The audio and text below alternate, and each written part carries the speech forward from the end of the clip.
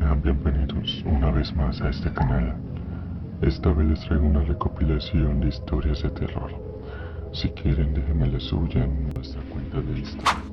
Los estaremos esperando. Recuerdo de la mesera fantasma. Espero no alargarme mucho.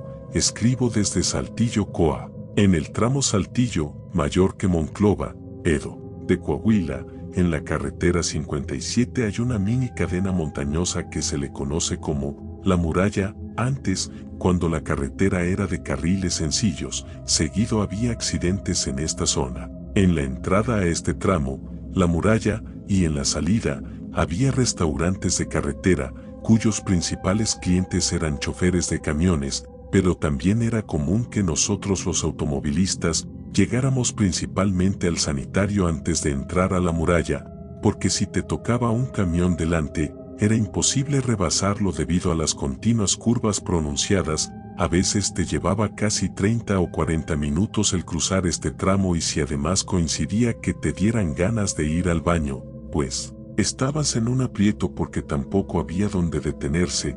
De un lado tenías voladeros, precipicios, y del otro lado las paredes altas de la montaña. Estos restaurantes eran muy antiguos, estaban desde los años 30, cuando no era más que un camino de terracería. Obvio, como en muchos otros, las meseras de estos restaurantes, además de meserear, proporcionaban otros servicios a los choferes. Wing, vendían la queriche, pues en los 2000 modernizaron la carretera.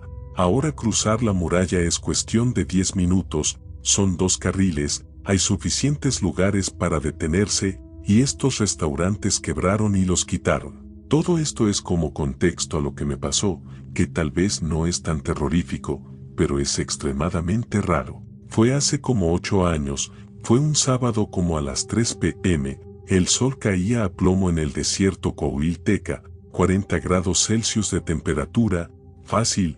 Iba yo solito en mi coche de Saltillo a Monclova, y pensé en detenerme a hacer pipí antes de cruzar La Muralla, lo cual ya no es necesario por lo de la modernización, pero por la fuerza de la costumbre, me paré en las ruinas abandonadas de uno de estos restaurantes y me metí detrás de una pared.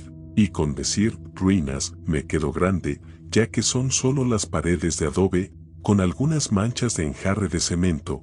Ya no tienen su antiguo techo de madera, ni ventanas, ni puertas, ni nada. No soy muy sensible a las energías, pero supuse que alguien que si lo fuera, seguramente sentiría la pesadez de todas las historias, probablemente tragedias, que debieron haber sucedido en semejante lugar. ¿Te imaginas? Abiertos durante casi 80 años, tanta gente que pasó por ahí, las meseras cariñosas, los borrachines, los choferes que usan chochos para no dormirse al volante. ¿Qué no habrá pasado ahí? Pues en eso pensaba mientras echaba la firma entre las paredes medio desmoronadas del restaurante. Volví a mi coche y a la carretera justo a la entrada de La Muralla. Como a los 20 minutos después de eso, ya había dejado La Muralla atrás.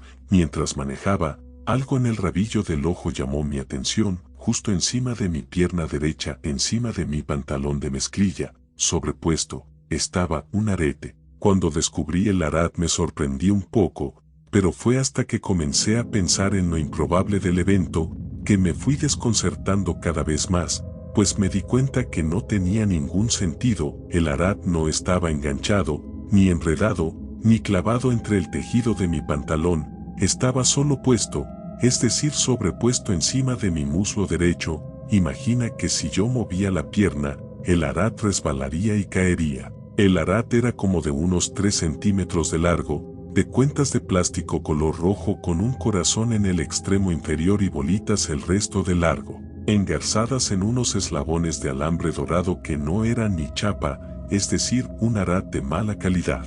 Sin tratar de denigrar, pero del tipo que usaría una mesera de restaurante carretero. Además se notaba ya muy usado, hasta raspado, con polvo entre las cuentas y entre las uniones. ¿Cómo llegó ese arete ahí? Habían pasado casi 2 horas que había salido de Saltillo, los mismos que llevaba manejando. Es decir, no había interactuado con nadie en esas 2 horas, que me pudiera haber dejado enganchado el arad en la ropa por accidente. Y la única mujer que había subido a mi coche esa semana no reconoció el arad. Pregunté a otras posibles dueñas, compañeras de trabajo, otras mujeres con las que tuve interacción durante esa semana, amigas, familiares, personas que habían subido a mi coche en meses posteriores, nadie lo reconoció. El arad se perdió. Probablemente se lo quedó alguien a quien pregunté si era de ella. Pero lo extraño del suceso, la falta de una explicación lógica, el contexto del restaurante carretero con las meseras cariñosas, todo junto me tiene desconcertado. Sé que no da mucho miedo, pero aún no encuentro una explicación lógica. ¿Fue regalito de la mesera fantasma? He recorrido esa carretera decenas de veces desde entonces y no me he vuelto a detener en esas ruinas.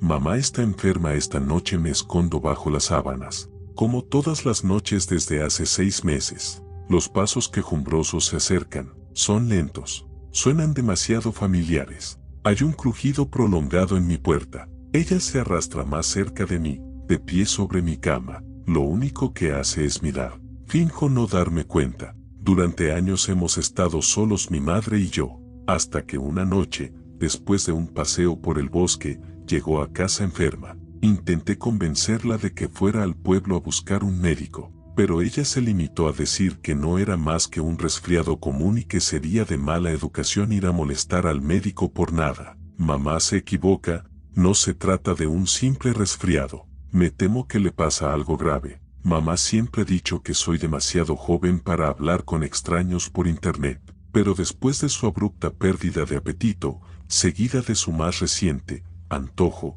siento que no tengo otra opción. Caminé por el aire húmedo, sintiendo el fresco aroma de la tierra empapada por la lluvia. Los pinos se erguían altos, puntiagudos como púas que atravesaban la tierra. La hoja de mi pala se arrastraba detrás de mí por el barro. Aferré la linterna para iluminar el camino. El viento aullaba en voz baja. Cada vez que el viento hacía crujir la maleza, sentía como se me aceleraba el corazón y se me oprimía el pecho. Enfocaba mi linterna hacia el ruido, para que no hubiera nada. Después de caminar unos minutos, encontré un claro. Golpeé con la hoja de mi pala en el barro, clavando mi talón en la parte trasera de la hoja.